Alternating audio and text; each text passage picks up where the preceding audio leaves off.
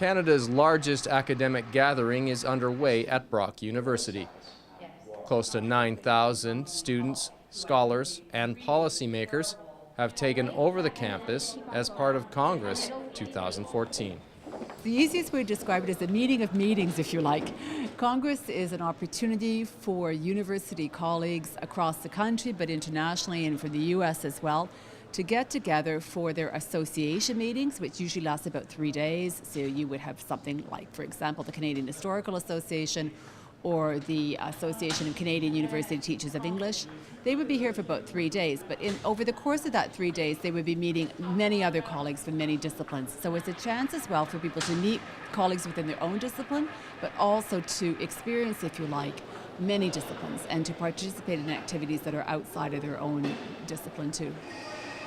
This year's Congress has a theme. How did you choose it and develop your content around it?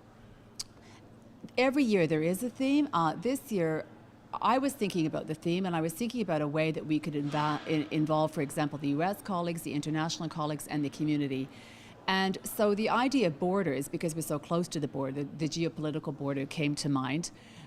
The idea of frontières sans limites came to mind because, of course, people are familiar with that name, if you like, because of the Médecins Sans Frontières, Doctors Beyond Borders. So the whole idea of going beyond borders is what really was the guiding principle, and we see that very broadly writ, thinking beyond our own disciplinary borders, thinking beyond the border between the university and the community, and of course the geopolitical borders as well.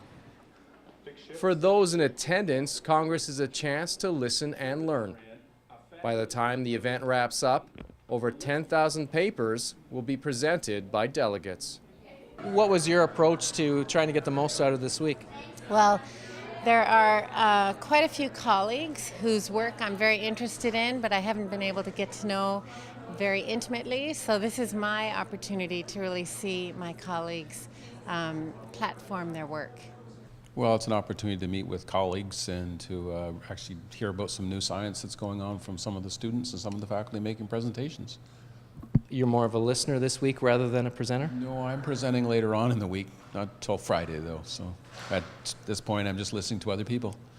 I wrote this paper just over a year ago, and I'd come to this conference a couple years ago, and I thought that this would have been a really great chance to kind of talk about my findings and the research, and it's a great networking event to meet other social work faculty and students from across Canada.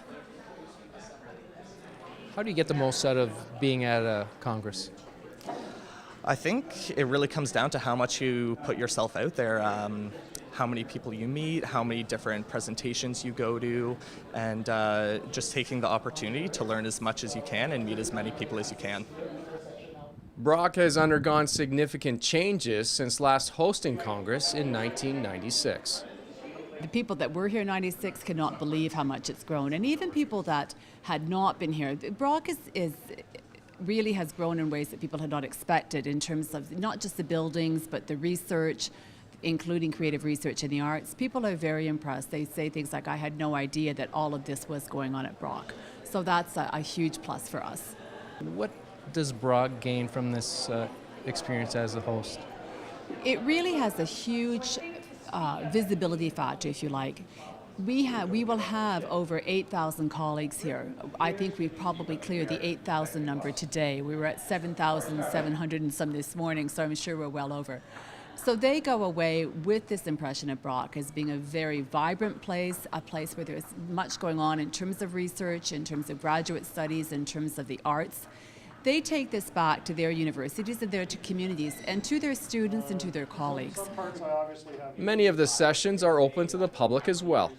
Visit congress2014.ca for more.